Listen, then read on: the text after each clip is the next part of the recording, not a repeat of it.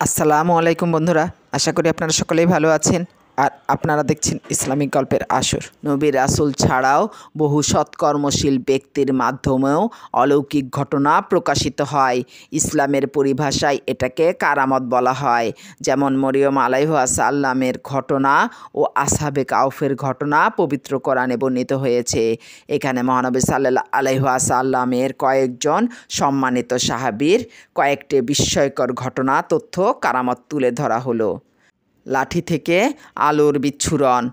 আনাস রাদিয়াল্লাহু আনহু থেকে বর্ণিত, রাসূল সাল্লাল্লাহু আলাইহি সাল্লাম বলেছেন, তার কাছে এক অন্ধকার রাতে উসাইদ বিন হুজাইর রাদিয়াল্লাহু আনহু ও আব্বাদ বিন বিশর রাদিয়াল্লাহু আনহু অবস্থান করেন। এরপর রাসূল সাল্লাল্লাহু আলাইহি সাল্লামের কাছ থেকে তারা বেরিয়ে যান। তখন তাদের একজনের লাঠি থেকে আলোর বিচ্ছুরণ শুরু হয়। উভয়ে সেই আলোতে চলতে থাকেন। যখন পথ ভিন্ন হয়ে পড়ে তখন উভয়ে নিজের লাঠির আলোতে চলতে থাকেন। সহিহ বুখারী হাদিস নম্বর 3805। কোরআন শুনতে ফেরেশতাদের ভিড়।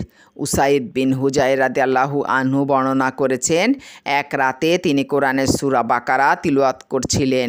পাশেই তার ঘোড়া বাঁধা। হঠাৎ ঘোড়াটি লাফিয়ে ওঠে। তিনি চুপ করলে ঘোড়াও স্থির হয়। তিনি আবার পড়া শুরু করলে ঘোড়াও লাফিয়ে ওঠে। আবার চুপ হলে ঘোড়াও স্থির হয়। তিনি আবার পড়া শুরু করলে ঘোড়াও লাফিয়ে ওঠে। আবার চুপ হলে ঘোড়াও স্থির হয়। এবার তিনি থামলেন। তার ছেলে ইয়াহিয়া ঘোড়ার পাশে ছিল। ছেলের ক্ষতির আশঙ্কা করে তাকে দূরে সরিয়ে নেন। অতঃপর আকাশের দিকে মাথা তুলে কিছু একটা দেখেন। সকালে মহানবী সাল্লাল্লাহু আলাইহি সাল্লামের কাছে তিনি পুরো ঘটনা বর্ণনা করেন।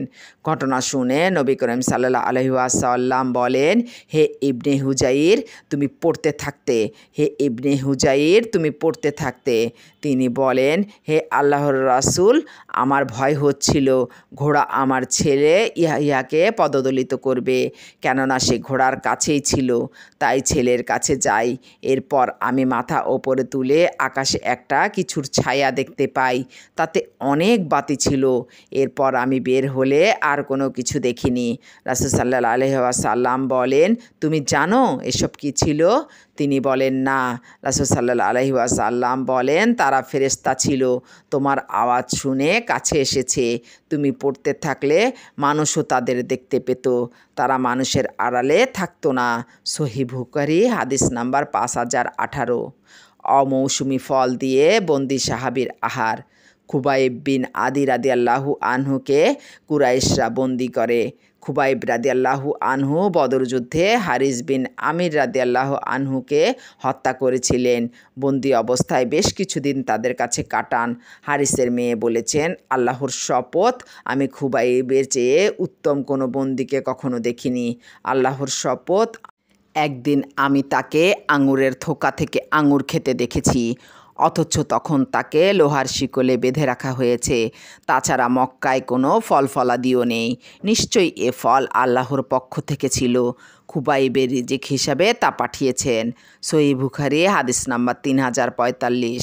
সাহাবীর অভিশাপ বাস্তবায়ন। হিশাম বিন উরওয়াহ তার বাবা থেকে বর্ণনা করেছেন। আরওয়া বিনতে উওয়াইস রাদিয়াল্লাহু আনহু অভিযোগ করেন যে সাইদ বিন জায়েদ রাদিয়াল্লাহু আনহু তার কিছু জমি নিয়েছেন। তিনি মারওয়ান বিন হাকাম রহমতুল্লাহ আলাইহি এর কাছে বিষয়টি উত্থাপন করেন। সাইদ বলেন, আপনি কি মনে করেন যে আমি রাসূল সাল্লাল্লাহু আলাইহি সাল্লামের কথা শোনার পরও তার জমির অংশ নেব? মারওয়ান জিজ্ঞেস করেন, আপনি রাসূল সাল্লাল্লাহু আলাইহি সাল্লাম থেকে কি শুনেছেন? তিনি বলেন, আমি রাসূল সাল্লাল্লাহু আলাইহি সাল্লামের কাছে শুনেছি, যে ব্যক্তি অন্যায়ভাবে জমির এক টুকরো নেবে তাকে 7 স্তর পর্যন্ত জমির বেড়ি পড়ানো হবে। মারওয়ান বলেন, এরপর আমি আপনাকে কিছু জিজ্ঞেস করব না। সাইদ রাদিয়াল্লাহু আনহু বলেন, হে আল্লাহ, ওই নারী মিথ্যুক হলে আপনি তাকে অন্ধ করুন এবং নিজের ভূমিতে হত্যা করুন। এরপর ওই নারী দৃষ্টিশক্তি হারিয়ে ফেলে। অতঃপর ওই নারী নিজের জমিতে হাঁটতে গিয়ে একটি গর্তে পড়ে মারা যায়। সহিহ মুসলিম হাদিস নাম্বার 1610। মিথ্যা অভিযোগে বৃদ্ধের শাস্তি। জাবির বিন সামুরা রাদিয়াল্লাহু আনহু বর্ণনা করেন, ওমর রাদিয়াল্লাহু আনহু এর শাসনামলে কুফার কিছু লোক সাদ রাদিয়াল্লাহু আনহু এর বিরুদ্ধে মিথ্যা অভিযোগ করে যে সাদ জিহাদে অংশ নেয় না, সমানভাবে বন্টন করে না, ন্যায়নিষ্ঠার সঙ্গে বিচার করে না। এ কথা শুনে সাদ রাদিয়াল্লাহু আনহু বলেন, আল্লাহর শপথ, আমি 3টি দোয়া করছি। হে আল্লাহ, আপনার এই বান্দা লৌকিকতা ও অহংকার বশত মিথ্যা কথা বললে আপনি তার জীবন দীর্ঘ করুন, তার অভাব দীর্ঘ করুন এবং তাকে বিভিন্ন পরীক্ষায় নিপতিত করুন। ওই লোককে জিজ্ঞাসা করা হলে সে বলতো, পরীক্ষায় নিপতিত অশীতিপর বৃদ্ধ সাদ আমাকে অভিশাপ দিয়েছে। আব্দুল মালিক বর্ণনা করেন, পরে আমি ওই লোককে দেখেছি যে বার্ধক্যে তার ভ্রু চোখের ওপর নুয়ে পড়েছে। এছাড়া সে রাস্তায় তরুণীদের চোখের ইশারায় চিমটি কাটত। সহিহ বুখারী হাদিস নাম্বার 755।